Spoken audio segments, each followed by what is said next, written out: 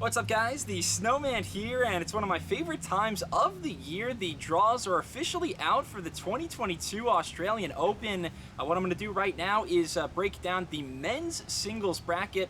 Please check out my women's preview too, but going to go over some of the tastiest first-round matchups, also look and seeing who has the toughest path of the favorites, and just make some predictions for this men's draw. And before we take a look at the men's draw, some key guys who won't be playing in Melbourne. Dominic Thiem still working his way back from major wrist surgery last year, but is expected to be returning on the South American clay in a few weeks, as is the great Juan Martín del Potro. We should be seeing him in February too. Stan Wawrinka and Milos Raonic both out with injuries, and the legend Roger Federer still rehabbing from a third knee surgery. His timetable is a bit unclear. Sadly, Fed will drop out of the top 20 this month for the first time since 2001. But pulling up the men's singles draw now, we have to start with the world number one, Novak Djokovic. And if you're exhausted because of this ongoing saga involving Djokovic, I don't blame you. I was able to follow it for the first few days, but there's so many tiny details and nuances about everything. I guess at this point I'll just say he is in the draw. It looks like he is going to be playing despite being unvaccinated and kind of lying about COVID test results last month. If by the time you're watching this he's been deported or there's been some major update, I apologize, and I guess you can disregard the rest of my Novak analysis. But look, tennis-wise, he'll be extremely motivated. Djokovic won't care a bit that basically all of Australia is going to be booing him throughout the entire tournament. In fact, I think it helps his chances. I predict this gives him an added fire, some extra fuel to go full Thanovich and snap all of his opponents out of existence. He skipped out on the ATP Cup, but we know Joker doesn't need too much time to prepare for the Grand Slams. He, of course, is gunning for major number 21, and the draw is pretty favorable for him. The fellow Serb Miomir Kecmanovic in round 1, maybe Tommy Paul in the second round. Number 25 Lorenzo Cenego is the other seed in Djokovic's mini section. The 17 seed Gael Monfils could be a potential fourth round opponent. Awesome to see the 35-year-old Frenchman this high of a seed again. Monfils picked up title number 11 last week in Adelaide. Wins over Tommy Paul and Karen Khachanov. He's flying around per usual. Number 12 Cam Nori versus Sebastian Corda. Probably the best first round match in this quarter. Hasn't been a great start to 2022 for the Brit. 0-3 at the ATP Cup in singles matches, and I think Nori's finding the step up in competition a bit more challenging. Yes, he won Indian Wells last October, but he still hasn't been to a major round of 16, so plenty of pressure on Cam Nori. Those two did meet once in Delray Beach last year. Corda coming out on top, so I like the young American to pull off the upset there. Number 31 Carlos Alcaraz is certainly one to keep an eye on. Plays with such a boldness and fearlessness. And then at the bottom is the 7 seed Matteo Baratini, the 2021 Wimbledon finalist. Just 1-2 for Team Italy at the ATP Cup, but the backhand looked improved. Of course, that's the side of Baratini's that opponents attack. He'll have to keep improving it until it becomes a strength. We know he has the giant serve plus 1 offensive game. Fun fact about Baratini in 2021, the only player to defeat him in a major was Novak Djokovic, who did it 3 times. Unfortunately, not so fun for Baratini. He could be heading that way again, unless Djokovic gets kicked out of the country, which I think still could happen.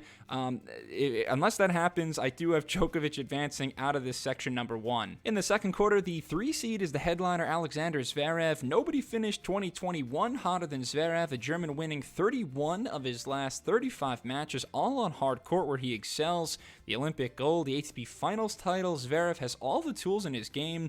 I definitely see him winning his first major within the next 2 years max. He's gotten better overall with the double fault issues as well. Seems to not play as many 5-setters in the first week of majors anymore. So it's only a matter of time before Zverev gets his hands on a Grand Slam title. He's got number 30 Lloyd Harris as a third round projected opponent. 23 seed Riley Apelka versus Kevin Anderson is going to be a tiebreak palooza. It's been an emotional first week of the season for the 14 seed Denis Shapovalov. 3-1 in singles at the ATP Cup, helping Team Canada win the title, and a solid straight sets win over Pablo Carreño Busta, a counterpuncher who's given him trouble in the past. I still want to see Shapo open up the margins a little bit more, play with less abandon, but when it's flowing, it's flowing. Jamie Delgado joined his coaching team over the offseason, and I'm hoping for Denis that his 2022 season ends at the ATP Finals. Shapo against Zverev in the round of 16 would be fun. Zverev with a 4-2 lead in that head-to-head ahead. Number 10, Hubert Hurkacz is nearby too. The 18 seed, Aslan Kratzev, 2021's ATP Most Improved Player of the Year. His ranking went from 112 to 15 last season, and such a memorable Aussie Open run from qualies to the semis, beat Schwartzman, FAA, Dimitrov. And then at the bottom, you have the living legend, Rafa Nadal. He's back like he never left. We know a foot injury caused Rafa to be out since last summer, but Nadal seemed to knock off the rust quite easily to win career title number 89 last week. Only Lendl, Fed, and Connors have more. Rafa has at least one title in every year dating back to 2004. And yes, it wasn't the stiffest competition in Melbourne, but it's good to see Nadal back out there looking like himself again. It is an absolutely brutal draw for Rafa, though. His final 5 matches could be Khachanov, Hurkacz, Zverev, Djokovic, and Medvedev. Thanasi Kokkinakis could be dangerous in round 2 as well. I definitely err on the side of picking Zverev to come out of this quarter. Now, section 3 is where we might have a higher seed coming out on top. There are some question marks with the 4 seed, Stefanos Tsitsipas. A tough ending to Steph's 2021 with the elbow injury pulling out of the ATP Finals. He says he should be 100% by the time the Australian Open gets underway, but you never know. Tsitsipas has only played 1 full match this year so far. That was a loss to Diego Schwartzman at the Laver Cup. Plenty of long rallies in that one. Steph actually looked pretty good in my opinion. Let's not forget the Greek made it all the way to the semifinals of the Aussie Open last year after that epic 2-set comeback against Rafa. Tsitsipas draws the Swede Michael Ymer in the first round. The 26 seed Grigor Dimitrov, quarterfinalist at last year's Aussie Open. I'm really high on number 20 Taylor Fritz this season.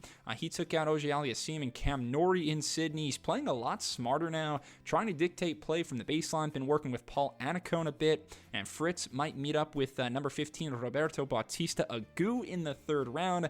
RBA, always a hardcourt threat, especially early in the year. Began this season 4-0 to help Team Spain reach the finals of the ATP Cup. Bautista Agut did lose to Auger-Aliassime in that finale, but he's hitting the ball with excellent timing, precision, and pace right now. The 11 seed Jannik Sinner is off to a 3-0 start in 2022. The 20-year-old has the 6th best odds to win the Australian Open, and why not? I mean, what he lacks in experience, he makes up for by being icy cool on the court, always composed, an extraordinary blend of offense and defense. And this could be the tournament where Sinner becomes kind of a household name, even for the more casual tennis fans. 2 great first-round collisions then, Musetti versus De Minaur, and just below Sir Andy Murray against number 21 Nicolas Basilashvili. Murray just beat Basilashvili a couple days ago in a match that was 3 hours and 14 minutes long.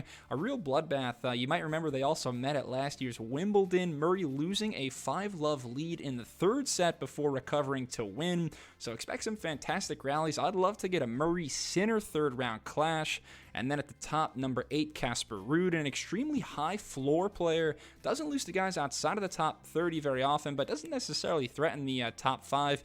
Did lose to RBA at the ATP Cup, and this could be the surprise section. I'll take a Sinner over RBA to make the semifinals. Then in the final section is the 2021 US Open champion, number 2, Daniil Medvedev at the bottom. I believe he could be the new world number 1 this event if he wins it all and Djokovic fails to make the final. Medvedev had a slight hiccup in the first match of 2022. Thrilling match against Ugo Humbert where he was upset, but 3 strong wins after that, beat De Minaur, Baratini, and FAA. I'm expecting an incredible 2022 for the Russian. He'll be the number 1 player in the world at some point in his career, but disappointment for him. The last time in Melbourne, that final last year against Novak was a total no contest, but he's a better player now. Needs to play big man tennis, get plenty of free points in addition to his stalwart defense and game management. Not a cakewalk first week for Medi, though. He could see the always electrifying Nick Kyrgios in the second round. Nick pulled out of Sydney this week with COVID. Couldn't play Melbourne last week with another illness, so I'm hoping he's all right.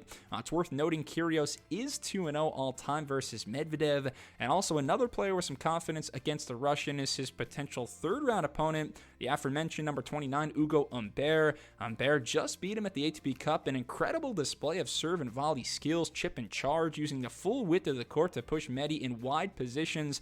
that could be a challenge there. Number 22, John Isner against Maxine is like the Spider-Man meme where they're pointing at each other. That one could go to a 5th set tiebreaker.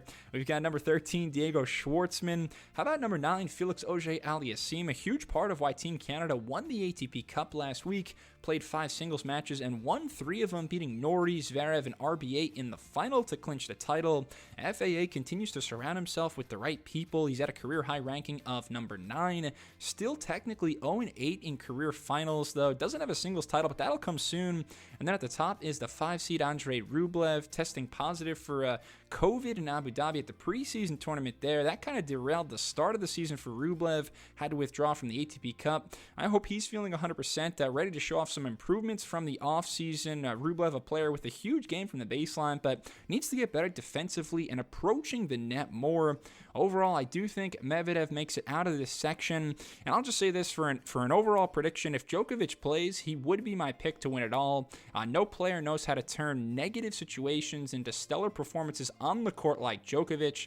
If he gets kicked out, though, if he somehow isn't playing or there's something weird that happens, I would expect an epic Zverev-Medvedev final, and I see that Medvedev will end up picking up his second major trophy. Medvedev is my choice to win the Australian Open. Thanks a lot for watching my men's 2022 Australian Open preview. Please check out my women's preview as well, and subscribe to the Snowman Sports Media for more tennis content. Follow me on Instagram and Twitter at Snowman Sports, and I'll see you real soon. Thanks a lot. Cheers.